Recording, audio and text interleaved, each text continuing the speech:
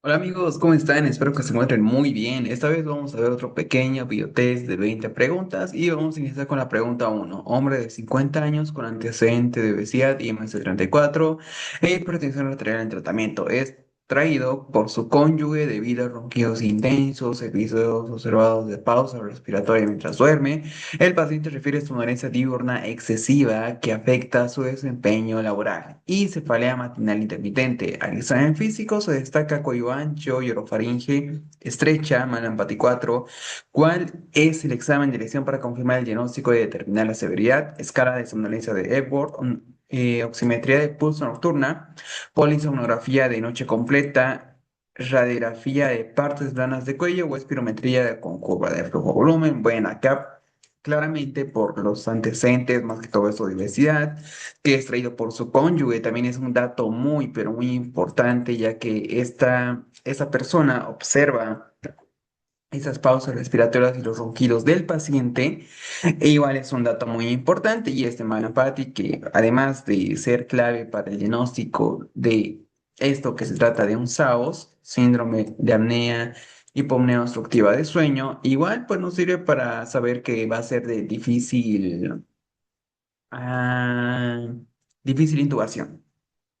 Entonces, bueno, ya sabemos que es un SAOS y solamente nos pide el diagnóstico de elección.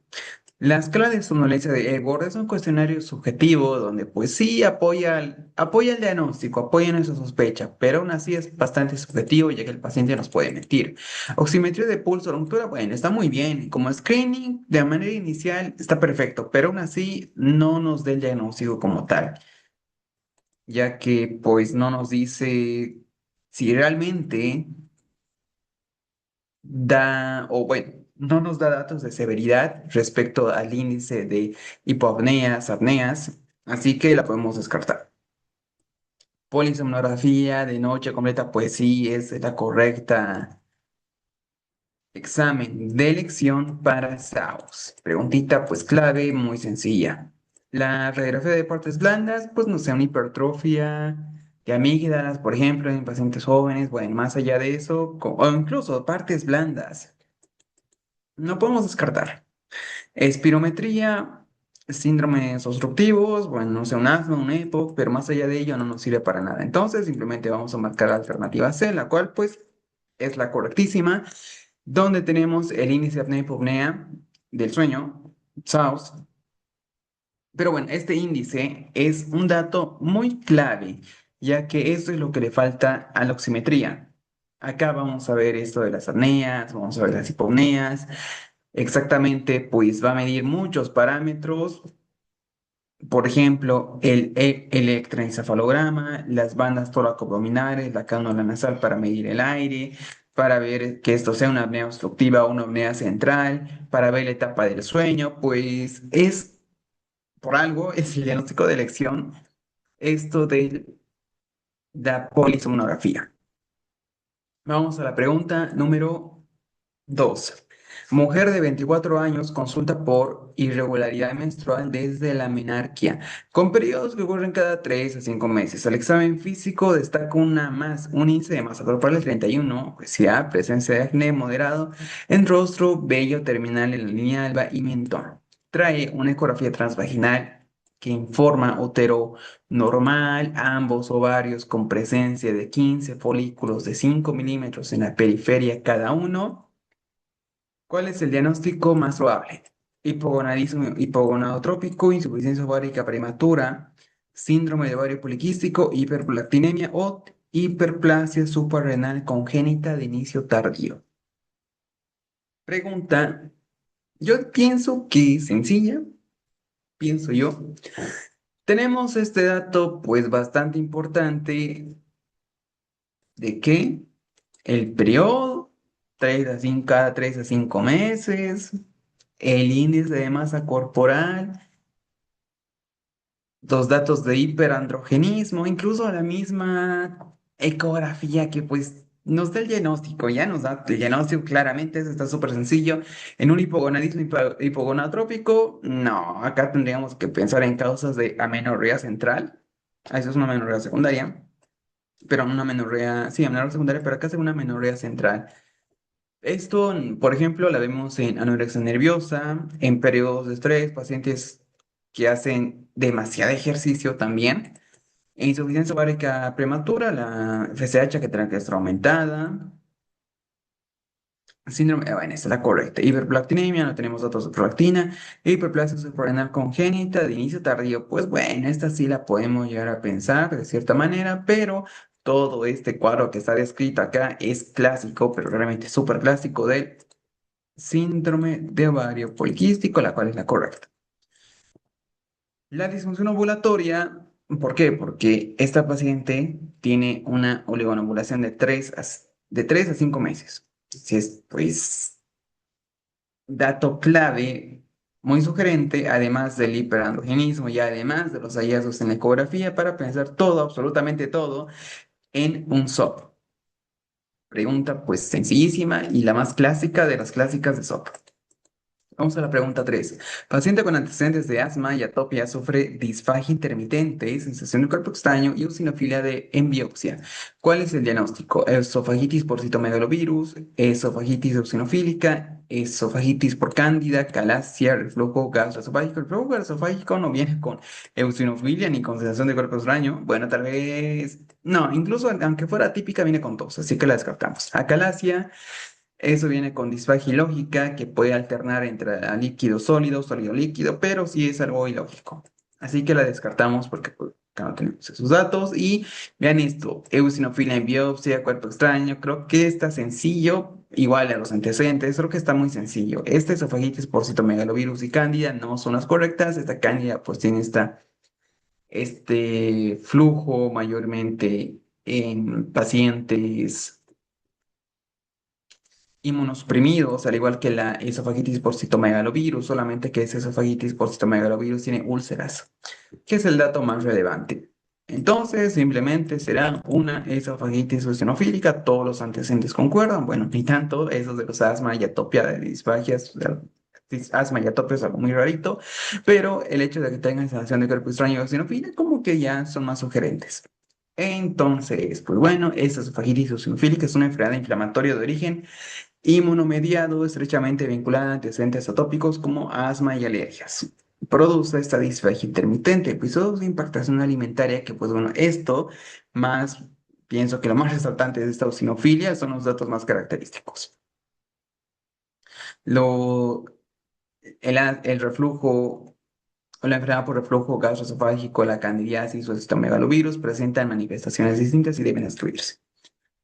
Más que todos los antecedentes, pienso yo, que eran más relevantes. Vamos a la pregunta 4. ¿Cuál de estos signos clínicos es frecuente en sepsis neonatal?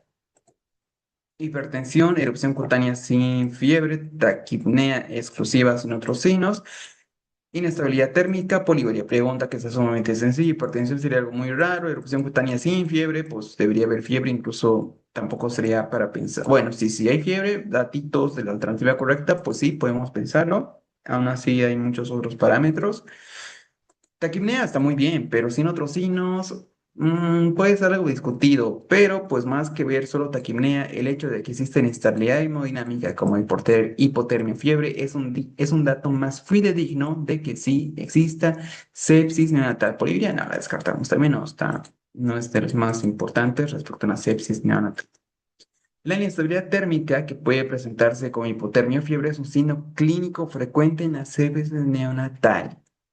Es el más frecuente, el más importante, pienso que también vale verlo de esa manera, ya que en el recién nacido el sistema de termorregulación está muy inmaduro. Cuando hay fiebre, cuando esta está presente, pues suele ser menos intensa que la de niños mayores, pero es un hallazgo muy clave. Se debe hablar también la dificultad respiratoria, que el rechazo alimentario, la variación de temperatura corporal requiere valoración inmediata para descartar sepsis temprana. Y eso es algo importante, porque esto va muy rápido, pero muy rápido a shock séptico, súper rápido. Entonces, bueno, la inestabilidad térmica es un dato muy importante dentro de sepsis. sí la tenemos como alternativa única. Si viniera acompañada, no sé, por ejemplo, taquinea con fiebre, bueno, eso sí, sí sería más importante. Vamos a la pregunta número 5. Paciente de 25 años con diagnóstico de vitiligo de reciente aparición presenta tres máculas acrómicas de 2 centímetros de diámetro localizadas en el rostro y cuello. No refiere a otras enfermedades. ¿Cuál es la conducta inicial más adecuada para el manejo de sus lesiones cutáneas? Corticoides sistémicos en dosis altas por 3 meses, despigmentación de la piel sana con hidroquinona al 20%, fototerapia de banda estrecha como primera línea, observación y uso exclusivo de bloqueador solar o corticoides tópicos de alta potencia. Pregunta está difícil, esta sí está difícil. Hay dos alternativas que son, pues, de las cuales podemos llegar a pensarlas. Acá ya tenemos un diagnóstico de vitiligo. Esto es algo que que pienso que es importante. No nos dice que tiene una mancha, algo acrómico, la cual no sabe qué es. Cambia un poquito la visión del manejo en esos dos casos. Ya tenemos un diagnóstico hecho. Ya tenemos vitiligo. Viene con estas máculas acrómicas, estas manchas de 2 centímetros de diámetro en la cara. Respecto a esto, ¿cuál sería la conducta inicial? Corticoides sistémicos como prednisona, tal vez de segunda línea la podemos pensar, pero con mucho cuidado. Descimentación de piel sana.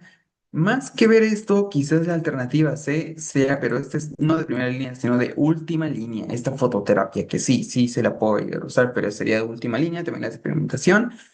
Luego tenemos la observación y el uso exclusivo de bloqueador solar o los corticoides tópicos de alta potencia.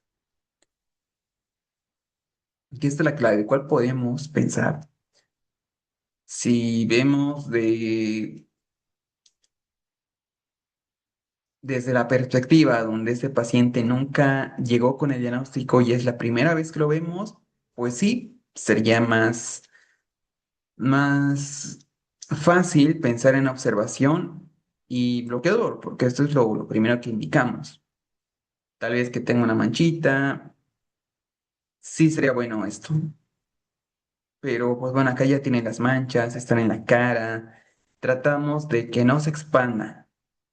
Y a la vez, y estos inhibidores de la calcineurina, pues nos protegen de la atrofia. Probablemente lo correcto acá sea la alternativa E, ya que esto ya fue posterior a un diagnóstico y nos dice para las lesiones cutáneas específicamente, así que sí, observaciones especiales de bloqueador solar. Bloqueador solar, pues sí será algo recomendado en todos los casos, pero aún así observación, no. Y sí, estamos bien. Pero vamos a ver por qué. El vitiligo es una enfermedad por linfocitos T que destruyen los mastocitos. Los corticoides, como el propionato de clobetasol, actúan como un apagón para este ataque inmunológico. Se prefieren zonas de piel gruesa donde se busque una respuesta rápida. La limitación en el rostro, su uso prolongado puede causar atrofia y, pues bueno, sí, justamente está esos inhibidores de la calcineurina para evitar esta atrofia. Por aquí nos dice corticoides o los inhibidores de calcineurina, pues ven acá, como es en cara, calcineurina. La repigmentación perifocular. Los melanocitos en la epidermis han desaparecido, pero suelen quedar melanocitos en reserva dentro de la vaina del folículo piloso. Cuando aplicamos el tratamiento, cualquiera de los dos que marcamos como correcto, detenemos el ataque y permitimos que esos melanocitos migren hacia la raíz del pelo hacia la superficie de la piel. La clínica se ve que la mancha blanca empieza a llenarse de pecas o puntos oscuros que luego se expanden hasta cubrir la lesión. Bien, pregunta que sí estaba difícil, estaba difícil. Vamos a la pregunta número 6. ¿Cuál es la vía de diseminación más frecuente de la osteomielitis de niños? Infección fúngica, hematógena, posquirúrgica directa o contigüidad de absceso dental. Esta es una pregunta sencilla, pero no nos debemos confundir entre niño y adulto, porque para adultos sí sería correcto pensar en la contigüidad. Esto es lo más típico, por úlceras, por no abscesos, sino por procedimientos dentales donde hay infección. ¿Qué más? Pie diabético igual, pero bueno, este es más de adultos. Traumatismo directo pues, sería algo raro, un traumatismo abierto, pues ya puede ser el caso, aún así raro, pero está bien. Acá nos dice más frecuente, esa no es la más frecuente, aunque sí puede ser, también está dentro de las causas. Inoculación postquirúrgica, inoculación como tal, sería algo igual raro que puede existir.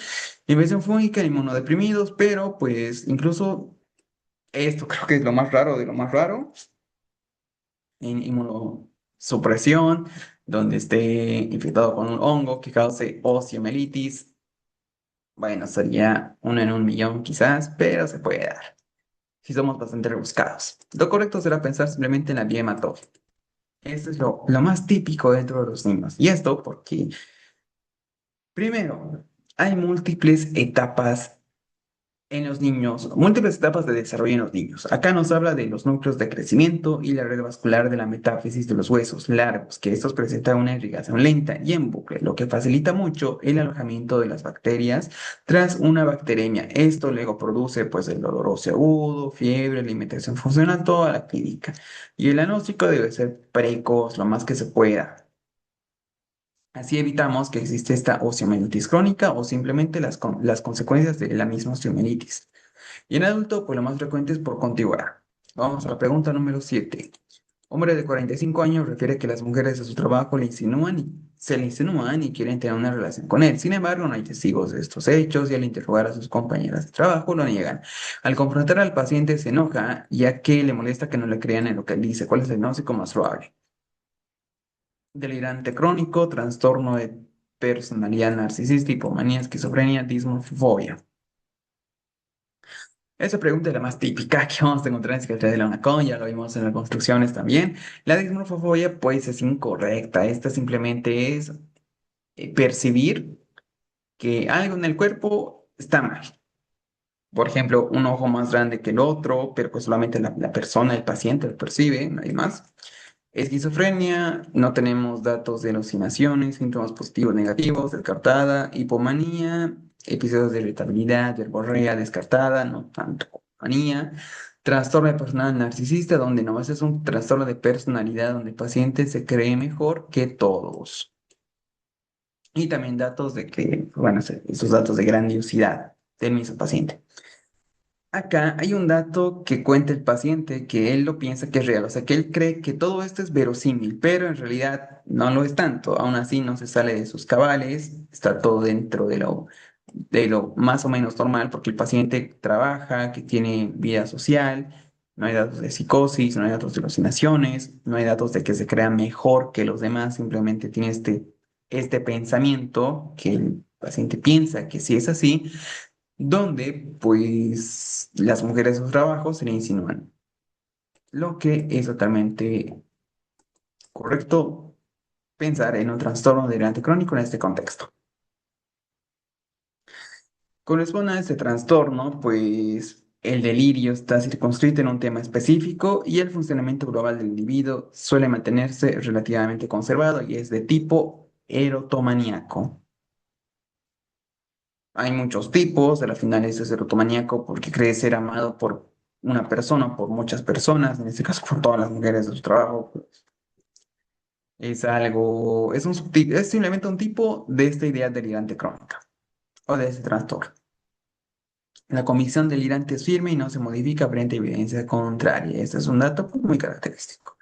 Vamos a la pregunta 8. Hombre de 42 años con antecedente de poliomielitis en infancia acude por isquemia digital progresiva de alveolos reticulares y úlceras en dedos. Se documenta trombosis de vasos pequeños sin depósitos inmunes ni ANCA, mejora y mejoría parcial de la anticoagulación. ¿Cuál es el diagnóstico más probable? Enfermedad de Buerger, microscopía, polingitis microscópica, arteritis de células gigantes, vasculitis leucocitoblástica, panarteritis nodosa pan, arteritis nodosa Esta pues viene con múltiples afecciones, tanto de los riñones como de los pulmones, donde pues, por lo general vienen con glomerulonefritis rápidamente progresivas, empiezan las pulmonares, la podemos descartar. Vasculitis leucocitoblástica, acá por lo general es una por lo general. Este es el dato más característico porque esto es algo raro. Arteritis de células gigantes, claudicación mandibular, esto de las cefaleas, polangitis microscópica, que pues bueno, esta polangitis microscópica sí viene con lívido reticularis, con estas úlceras en dedos. Aún así, esta es ANCA, y acá nos dice que no es ANCA, no hay depósitos inmunes ni ANCA. Entonces, por más raro, porque es síndrome de Burger, súper raro, sería acá lo correcto, ya que no hay ni depósitos inmunes, ni ANCA, ni nada. Y pues bueno, sí, esto era una pregunta muy compleja, la verdad. Entonces, pues esta enfermedad de Burger, también llamada tromboangiitis obliterante, es una vasculopatía inflamatoria que afecta especialmente o principalmente a vasos pequeños y medianos de las extremidades. Se caracteriza por esta trombosis intraluminal, no hay depósitos inmunes, no hay ANCA, no hay nada. La panarteritis nodosa es de las arterias medianas con aneurismas, no vasos digitales segmentarios. La vasculitis leucocitoblástica compromete vasos pequeños cutáneos superficiales, acá púrpuras. La arteritis de células gigantes afecta vasos craneales, aorta, claudicación mandibular, esto es la cefalea arterítica. La polangitis microscópica se asocia a ANCA y presenta glomerulonefritis y hemorragia anular, ausentes en Burger. Pregunta que estaba difícil, estaba difícil.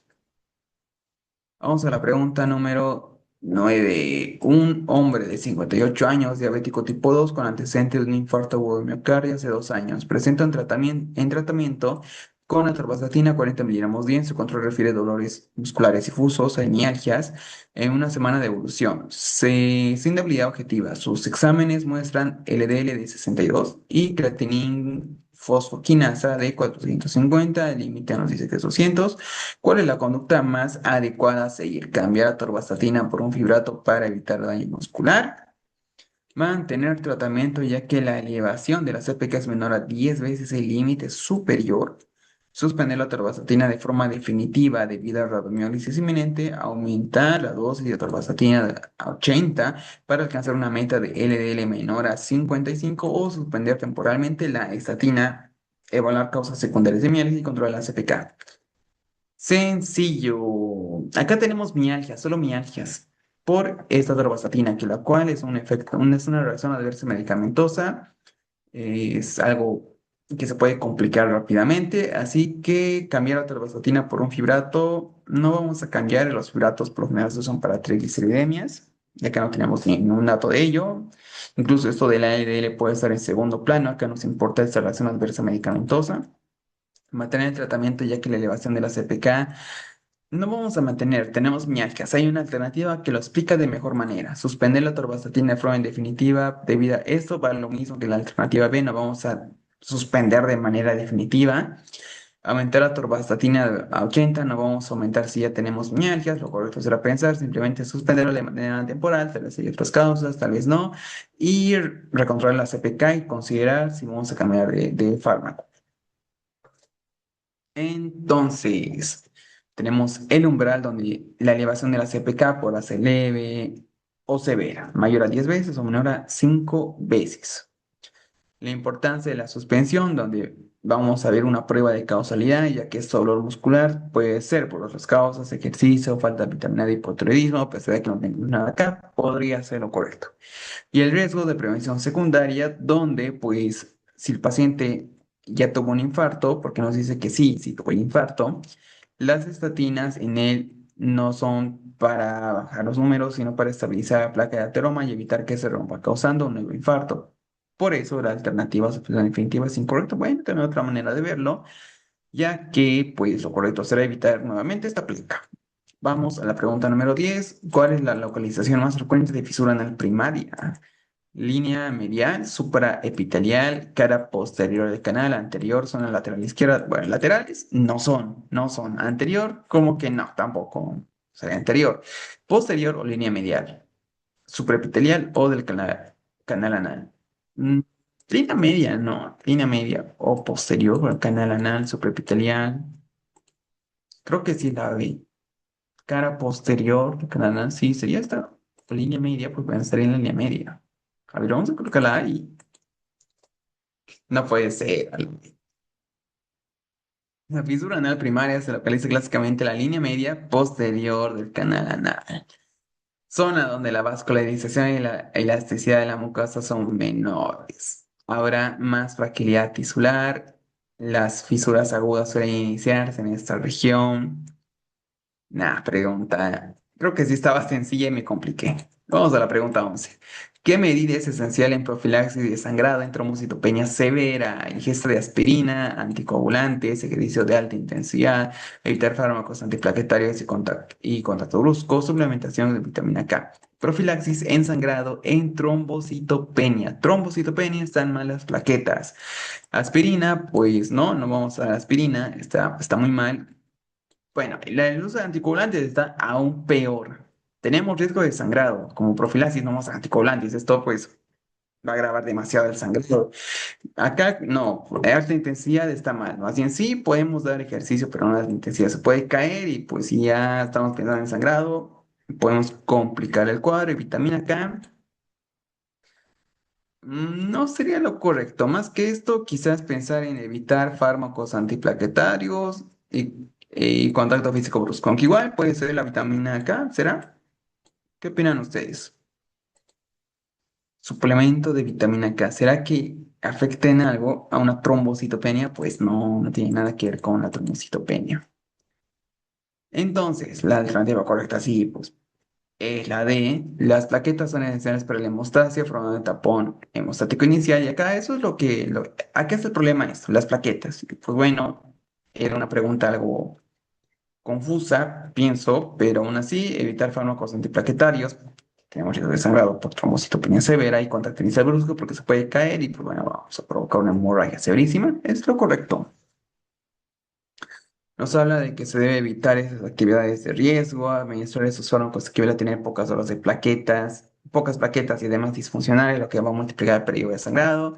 Una pregunta como que se iba más allá de ver el cuadro. Vamos a la pregunta 12. 32 años con dolor lumbar tipo inflamatorio de 6 meses. Bueno, dolor lumbar inflamatorio. Rigidez matinal, antecedentes de artritis reactiva hace 2 años.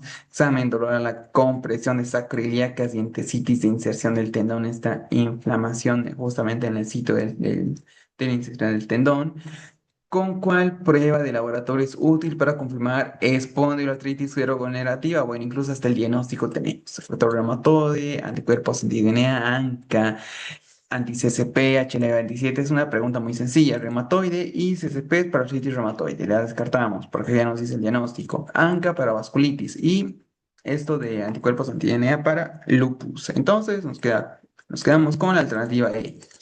El HLA-B27 es útil para tener o para confirmar el diagnóstico de espondiloartritis seronegativa, ya que hasta el 90% de estos pues tendrán o responden a espondilitis anquilosante. Y bueno, la clínica igual como que ya la teníamos. Nos habla de que el factor reumatoide y los SP son específicos para artritis reumatoide, aún así la clínica es más sugerente.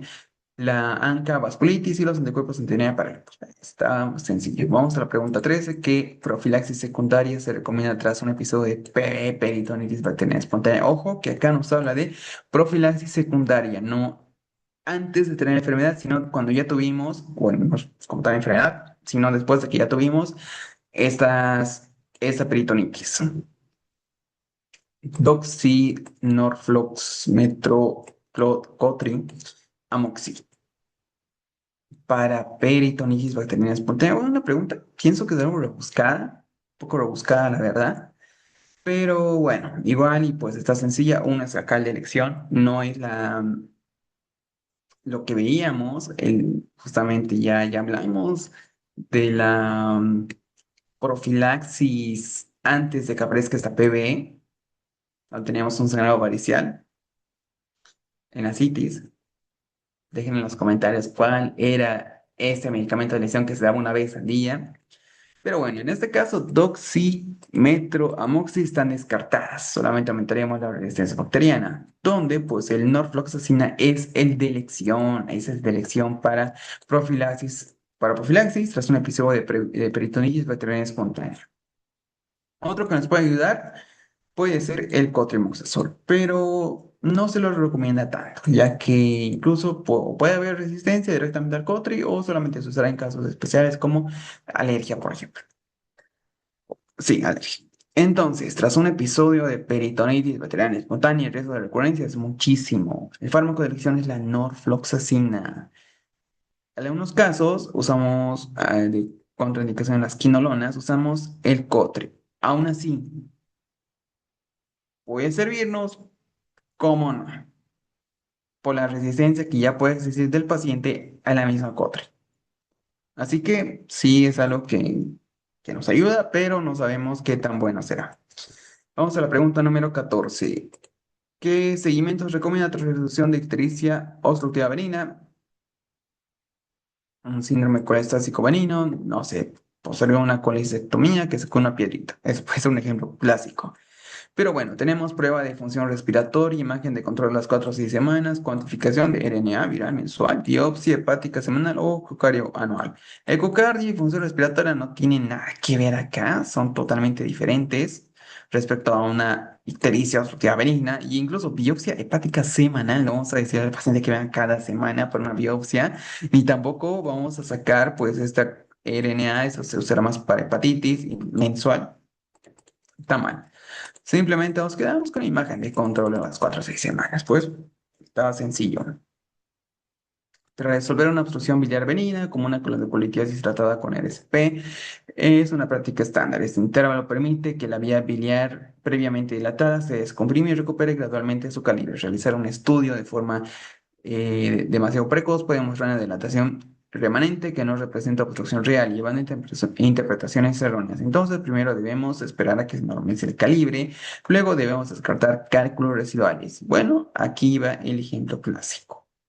Vamos a la pregunta número 15. ¿Cuál es el beneficio principal de un manejo conservador de quistes epididimarios pequeños? Eliminar el quiste inmediatamente, aumentar la fertilidad, reducir el riesgo de cáncer,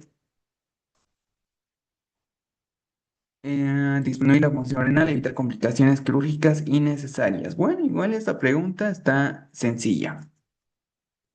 Beneficio principal de un manejo conservador. ¿Será que con un manejo conservador vamos a reducir el riesgo de cáncer? ¿No será que lo aumentemos si no hacemos algo? La función renal no tiene nada que ver. Aumentar la fertilidad con un manejo conservador. ¿Será esto correcto? O eliminar el quiste inmediatamente. O evitar complicaciones quirúrgicas innecesarias. Pues aquí lo correcto es pensar en evitar complicaciones quirúrgicas. Todo lo demás no es un principal beneficio de un manejo. O bueno, como tal, principal, no. Está mal. Pero sí hay cositas que, bueno, ya podemos llegar a pensarlas. Aún así, el manejo conservador de los quistes epididimarios pequeños y asintomáticos es la estrategia más segura y racional para evitar intervenciones innecesarias. Estos quistes suelen mantenerse estables en tamaño y no generan síntomas ni complicación a largo plazo. La observación periódica, mediante controles clínicos y ecográficos, garantiza el seguimiento adecuado de su evolución.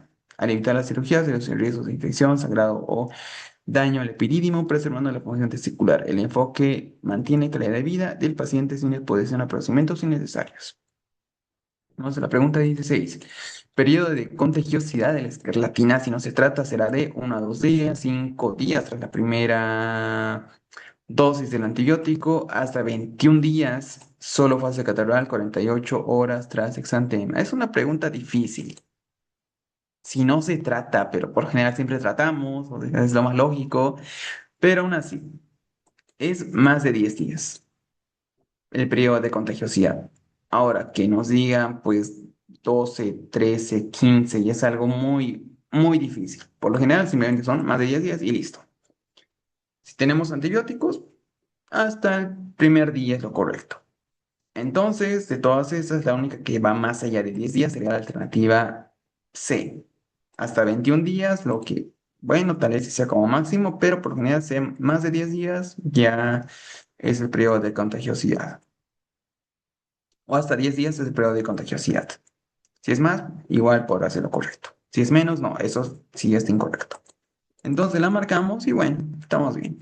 El Streptococcus pyogenes, agente causal de la faringoamigdalitis estreptocócica y la escarlatina, es altamente contagioso. Sin tratamiento antibiótico puede permanecer hasta 21 días, pero igual hasta los 10 días puede estar. Con los tratamientos adecuados, la capacidad de contagio disminuye significativamente al día o a los 2 días, por lo general al día. Preguntita que sí estaba un poco difícil. Vamos a la pregunta 17. Hombre de 72 años consulta por disminución progresiva de la agudeza visual en ambos ojos de varios años de evolución que no mejora con el uso de anteojos habituales. Refiere que ve como a través de un vidrio empañado y que tiene dificultades para conducir de noche debido al deslumbramiento por las luces de otros vehículos. Al examen físico destaca una disminución del rojo popular. ¿Cuál es el diagnóstico más probable y el tratamiento de elección? Será un desprendimiento de retina, somos retinopexia, retinopatía diabética, fotocoagulación, catarata senil, mediante facoemulsificación, degeneración ocular, o sea, la edad, inyecciones intravítreas o glaucoma de ángulo abierto. El glaucoma de ángulo abierto, por lo general, no viene con disminución del rojo pupilar, pero pues es algo un poco discutible. Por general, no viene así. E incluso si lo hacemos mucho más sencillo, este, el dato que yo recalco de acá, más que este como vidrio empañado, es que tiene dificultades para conducir de noche debido al deslumbramiento. Esto no viene en el glaucoma de ángulo abierto. Para nada. Eso es típico, pero muy típico, solamente esa frasecita de una alternativa, la cual sí, además de otras cositas, es lo correcto. Desprendimiento de retina ve como una cortina que se cierra, descartada. Retinopatía diabética, pues esta disminución puede ser progresiva, puede ser rápida. Tenemos las microhemorragias, la hemorragia en sí, los edemas.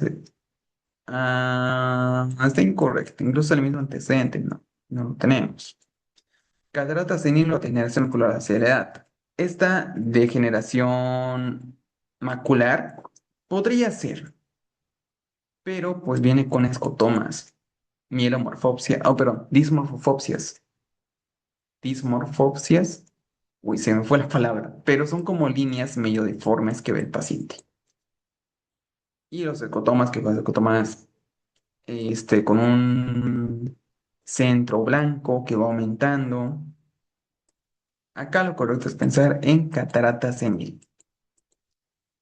Pienso más que todo es por esta disminución progresiva, disminución del ojo pupilar, que es lo más típico también. Y este datito clásico, pero muy clásico, que el paciente tenga dificultad para conducir de noche por el deslumbramiento de los otros vehículos. Eso es lo más clásico. Entonces, el cristalino está compuesto por proteínas llamadas cristalinas. En la catarata senil, estos pues ya se desnaturalizan, que van perdiendo, entonces ya se ve como un vidrio empañado. Hay deslumbramiento nocturno. Al estar el cristalino opaco, las luces puntuales, como de los focos de los autos, se difractan en forma irregular, causando un brillo molesto que le impide ver el resto del camino en el contexto de lo que nos dice el paciente. El signo de reflejo rojo, eso es rojo pupilar. Si el cristalino está transparente, pues el reflejo está naranja o rojo brillante y simétrico. Si hay una catarata, el reflejo se ve oscuro o con manchas negras. Y esto es un dato clásico de las cataratas, clásico. La facoemulsificación, pues por lo general no se lo preguntó hasta ahora, tal vez como, sí se lo preguntó, pero eso no es eso. Iba como el tratamiento de elección de una catarata en un paciente adulto mayor, me parece, algo por el estilo, pero bueno, sí, facoemulsificación. Vamos a la pregunta 18. Mujer con antecedente de atraso menstrual, dolor abdominal y sangrado escaso. En ecografía transvaginal se observa saco gestacional de tamaño correspondiente a 12 semanas en embrión y vesícula uterina y sin líquido libre. ¿Cuál es la conducta más apropiada? Repetir ecografía en una semana, administrar miso para completar el aborto, conducta expectante, legrado uterino o metrotexato. Metrotexato es incorrecta porque no es un embarazo ectópico, aún así, pues eso tendría que ser menos de el saco gestacional menos de 4 centímetros y la beta HCG también importante, menos de 5.000 me parece. Menos de 2.000, menos de 2.000. Pero acá efecto el metro. Luego tenemos legrado uterino con estudio histológico, que bueno, podría ser la correcta pensando esto en una mola. Conducta expectante, no, está mal una conducta expectante. Debemos sacarlo. Aunque igual no tenemos la beta HCG acá, hubiera sido clave tener igual ese datito. Pero bueno, 12 semanas, que no haya nada. Ya podemos llegar a pensar en ello. ¿Administrar misoprostol para completar el aborto? No, es incorrecto. Acá es un error común confundirlo. Pensamos en un aborto retenido quizás, pero pues ya tiene 12 semanas. Darle misoprostol provoca que nosotros mismos, que estamos respondiendo a esto, provoquemos una hemorragia gravísima, pero gravísima, restos ovulares y todo, porque 12 semanas es muy grande. Repetir ecografía no vamos a esperar.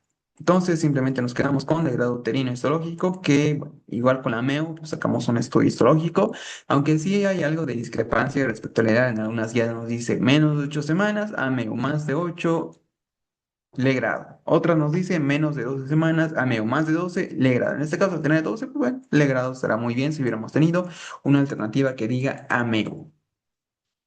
Entonces, acá nos dice la explicación que un saco gestacional tamaño de 12 semanas es muy superior al umbral diagnóstico de 25 milímetros. Por eso también estamos descartando el hecho de darle misoprostol.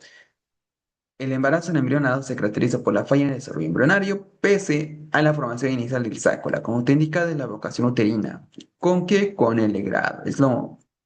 Nos dice la más rápida y controlada. Ah,